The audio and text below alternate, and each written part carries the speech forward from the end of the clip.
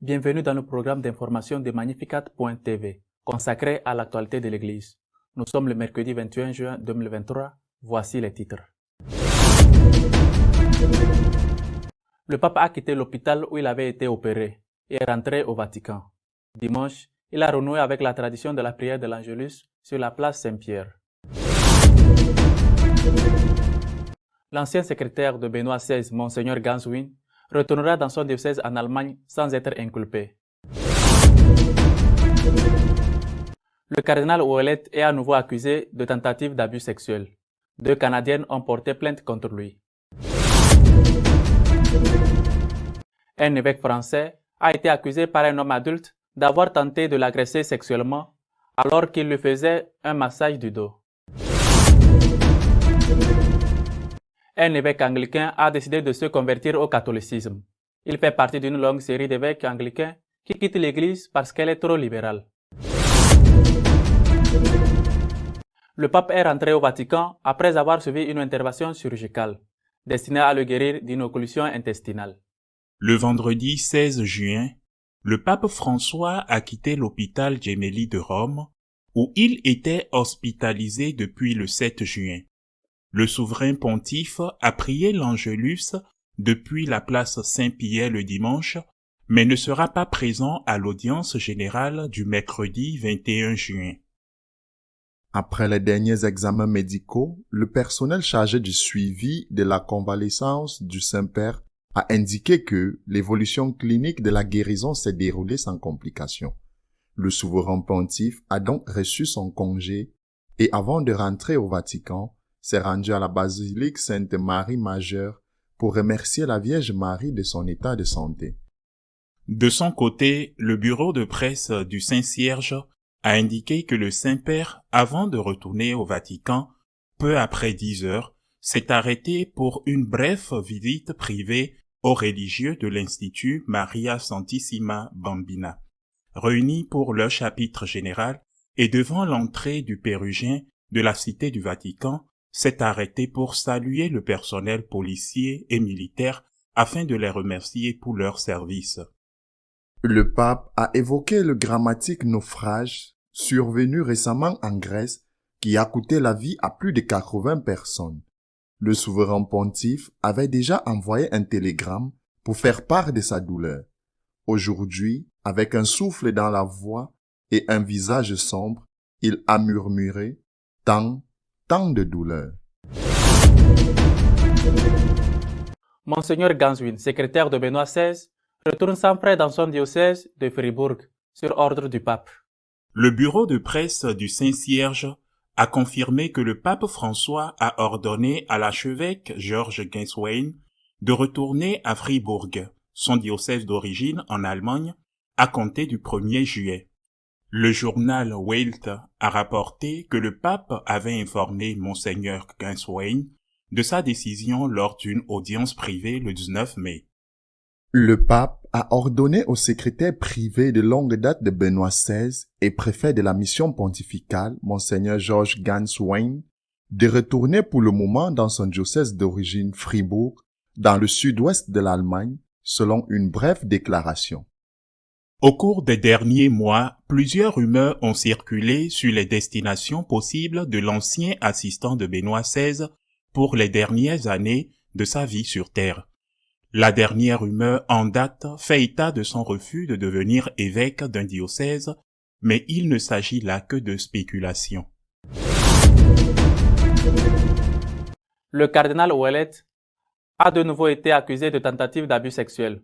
2 femmes se sont jointes à la première accusation et affirment avoir été agressées à leur tour. De nouvelles allégations ont été formulées à l'encontre du cardinal canadien Mark Ouellet. Monseigneur Ouellet, 79 ans, ancien archevêque de Québec et préfet des évêques jusqu'à sa retraite en janvier, a déposé en décembre une plainte en diffamation contre une femme qui l'accuse de l'avoir agressée sexuellement. Les avocats de l'accusatrice, Pamela G., ont déposé des accusations similaires de la part de 2 autres femmes, devant un tribunal du Québec. La première a raconté un incident survenu avant une messe dominicale à Montréal en 1992, alors qu'elle était chargée de préparer les livres de lecture. Monseigneur Ouellet se tenait derrière elle, posant ses mains sur la table de chaque côté d'elle, de sorte qu'elle ne pouvait pas les lâcher. Elle était figée sur place, raconte la femme, puis elle s'est arrêtée. Le second témoin décrit dans les lettres adressées au pape François et à Monseigneur Ouellet lui-même qu'après avoir rencontré l'évêque lors d'un camp en 2004, elle a correspondu assez régulièrement et s'est sentie un peu comme sa petite fille.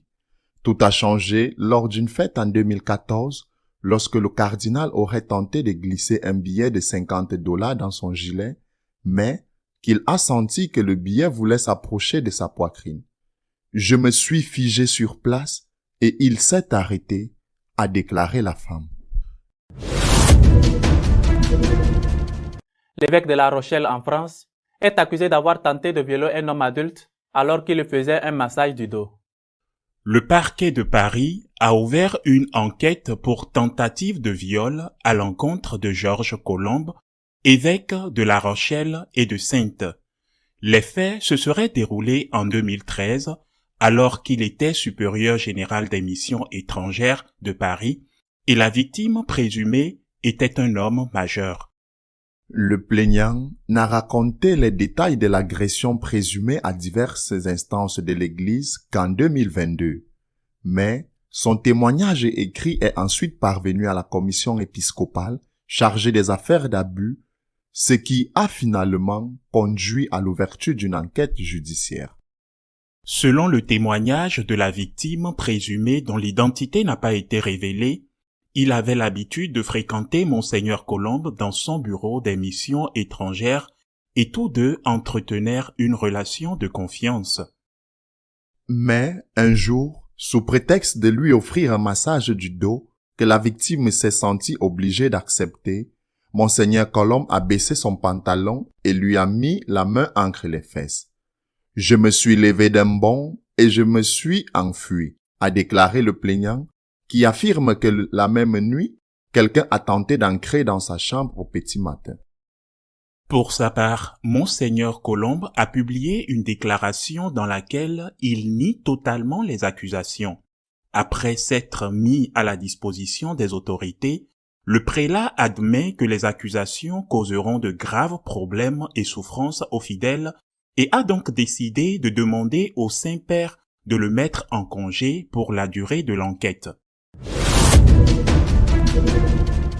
Un nouvel évêque anglican a décidé de devenir catholique. Il s'agit de l'ancienne autorité principale de l'église anglicaine du pays de Galles, Richard Pin.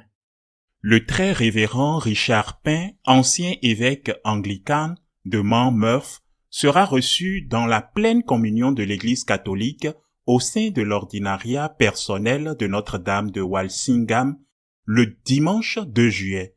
Il sera reçu par le révérend Kate Newton qui dirige l'ordinariat. Nous sommes ravis qu'après avoir beaucoup prié, Richard ait demandé à être reçu dans la pleine communion de l'Église catholique. Il sera le premier évêque de l'Église anglicane du pays de Galles à être reçu dans l'ordinariat depuis sa création en 2011. Richard a exercé un long et éminent ministère au sein de l'Église du pays de Galles. Il a de nombreux dons qu'il continuera à utiliser pour proclamer l'évangile de Jésus-Christ au peuple du pays de Galles.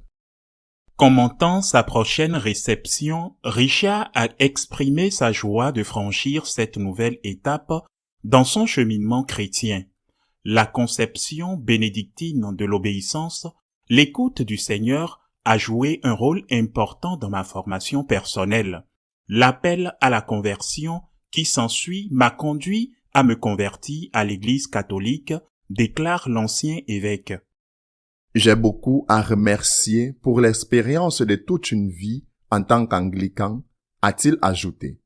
Mais l'appel au catholicisme me semble à la fois naturel et spirituel. Repartir à zéro sera un défi bienvenu et je viens, comme tout le monde, en tant qu'apprenant et disciple. L'ordinariat, grâce à la vision du pape Benoît, offre une manière généreuse de marcher sur un chemin de pèlerinage et je demande vos prières. L'ordinariat de Notre-Dame de Walsingham est une structure de type diocésain inaugurée par le pape Benoît XVI pour permettre aux anciens anglicans d'entrer en pleine communion avec l'Église catholique tout en conservant certains éléments de la tradition anglicane. Elle possède sa propre liturgie eucharistique qui conserve certains éléments du Book of Common Prayer. Notre éditorial de cette semaine est consacré aux nouvelles accusations portées contre les membres éminents de la hiérarchie de l'Église. Cette semaine, de nouvelles accusations de tentatives d'abus sexuels ont été publiées contre le cardinal Ouellet. En août de l'année dernière, une allégation a été publiée dans le cadre d'une série d'allégations. L'une de ces allégations visait le cardinal Ouellet. Selon cette allégation, une femme a déclaré que le cardinal avait essayé de la toucher.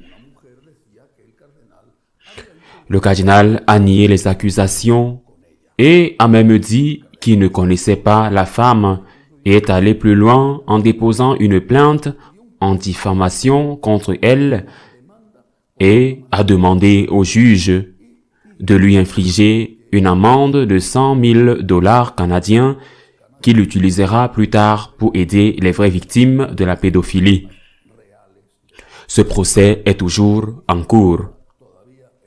L'avocat de cette victime présumée a maintenant obtenu le témoignage de 2 autres femmes qui se sont manifestées en solidarité avec la première.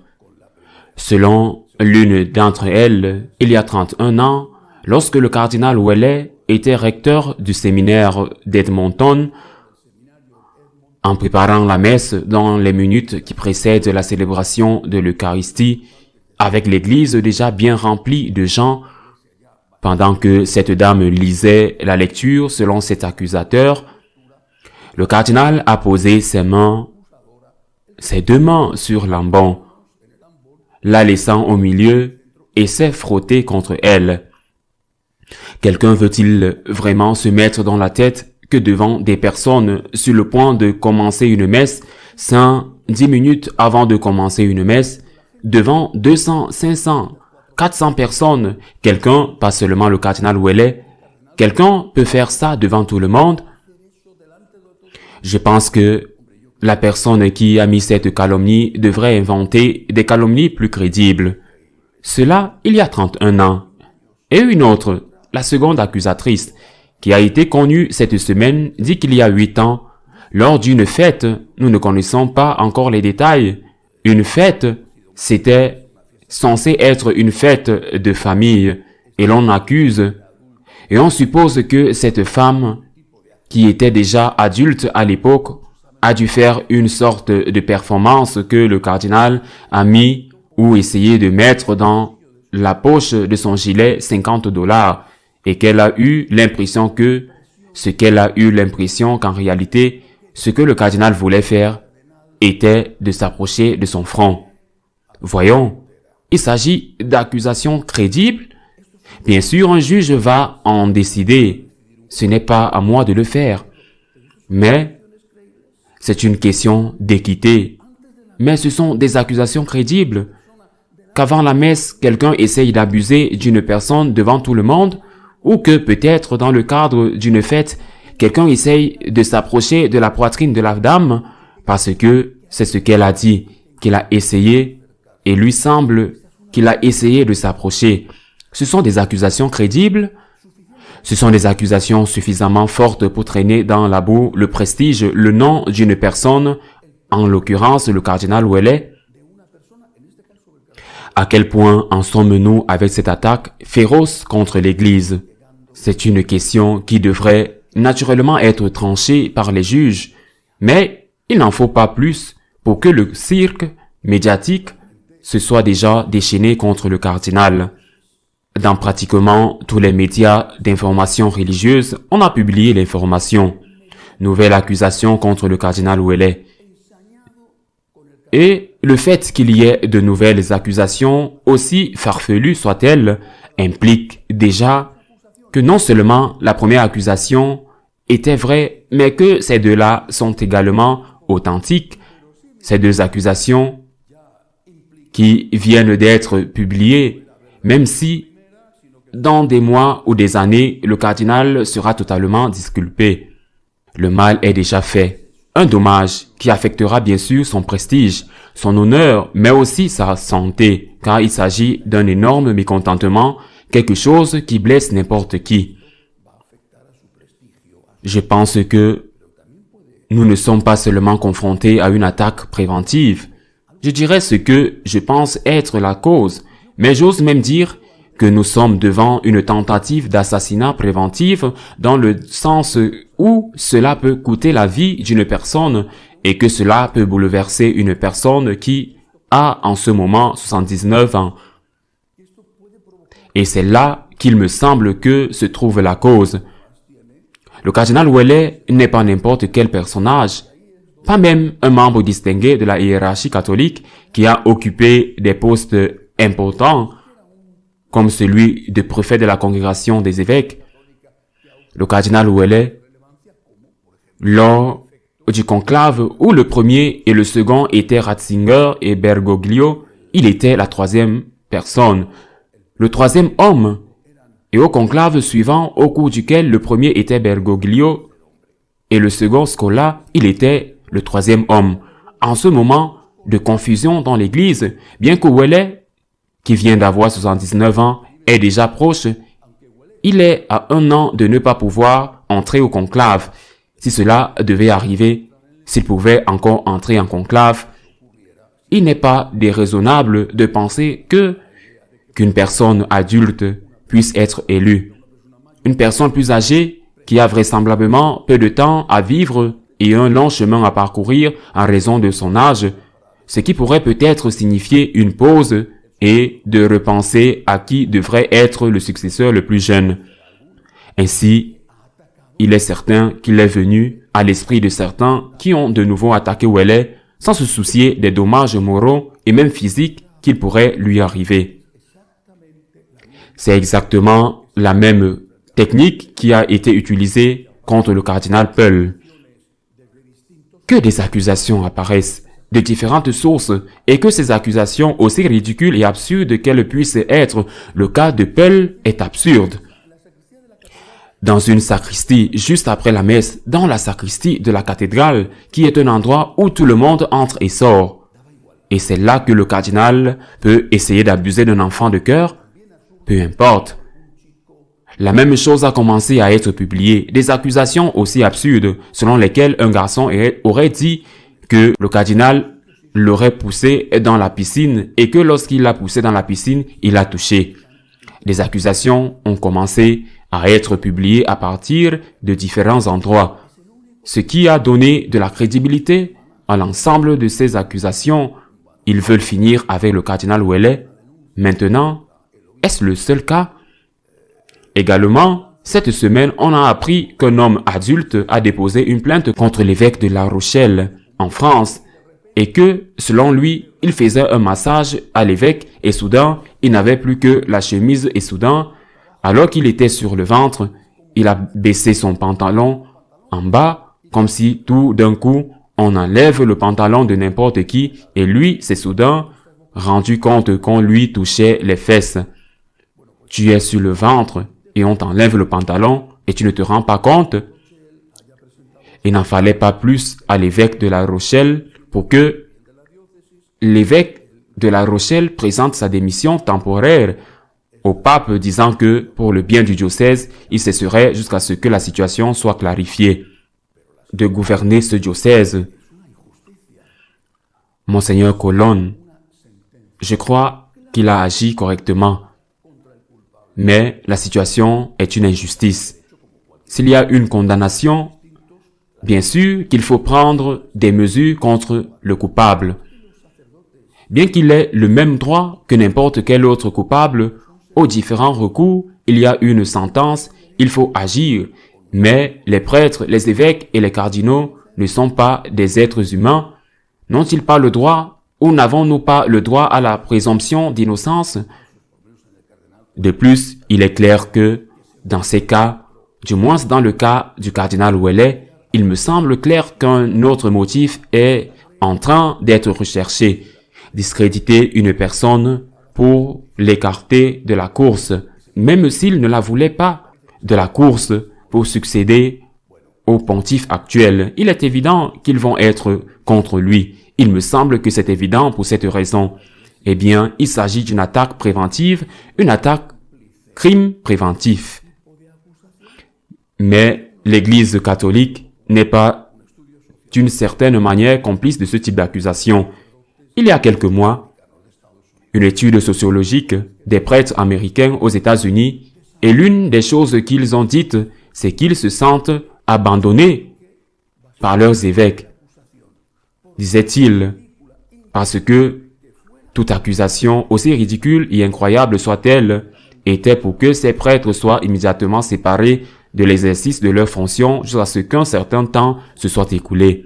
Lorsque l'affaire avait déjà été élucidée, Monseigneur Colombe, l'évêque de La Rochelle, pourra-t-il, même si l'affaire est élucidée, revenir gouverner son diocèse? Que s'est-il passé pour le cardinal de Lyon? Qu'est-il arrivé au cardinal de Lyon? L'affaire a bien été éclaircie. L'accusation a été rejetée et le cardinal de Lyon n'a pu reprendre son poste de gouverneur du diocèse. Comme l'archevêque de Lyon, il n'a pas pu le faire parce qu'il se sentait détruit. Nous sommes attaqués. Cela ne veut pas dire qu'il n'y a malheureusement pas de nombreux cas d'abus sexuels commis par des prêtres. Mais il est également vrai qu'ils nous attaquent en transformant l'abus en pierre rouge contre des personnes qui représentent l'Église. Ils abusent de l'abus dans de nombreux cas. Ils nous attaquent. Le moins que nous puissions faire est de ne pas devenir complices de ceux qui nous attaquent. Ceux qui ont fait quelque chose de mal devraient certainement être punis avec des peines canoniques et laisser le système de justice civile faire ce qu'il a à faire. Mais une simple accusation qui n'a peut-être ni queue ni tête, nous parlons de l'affaire où elle est, bien sûr. Est-ce suffisant pour détruire une personne? Je pense que nous devons repenser certaines choses et dans ce cas, je demande des prières, en particulier pour le cardinal Ouellet et aussi pour Monseigneur Colonne, l'évêque de La Rochelle, parce que je suis sûr qu'il souffre beaucoup. À la semaine prochaine, si Dieu le veut. Si vous souhaitez être au courant de tout ce qui se passe dans l'Église, vous pouvez le faire à travers notre page d'information magnificat.tv. Nous continuerons à vous tenir informés de tout ce qui se passe dans l'Église. À la semaine prochaine, si Dieu le veut.